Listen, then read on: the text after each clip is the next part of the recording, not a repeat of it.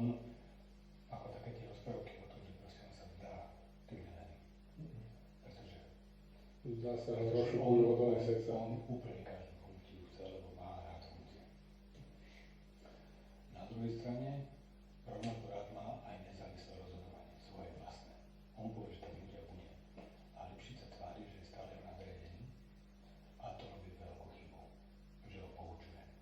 To znamená, ja si myslím, že Maroš sa niekam posunie a niekam to proste pôjde. A tá Remeta má jasné vyjadrenia, a dokonca až extrémne tvrdé. To znamená, že ten vôbec nejakú zahodenie, čo by malo určiť. Oni voľby nevyhrajú. Na tom to závodné, Roba alebo Pellegriniho nevyhrajú voľby. To sa na to nikoho... Jasné. Dneska už je to tak, proste preflaknuté všetky tieto veci, že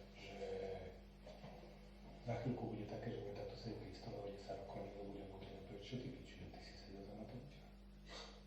Lebo to už bude tak, že každý. To znamená, a teraz si uvedomte, že dali dokopy 6 ľudí, ktorí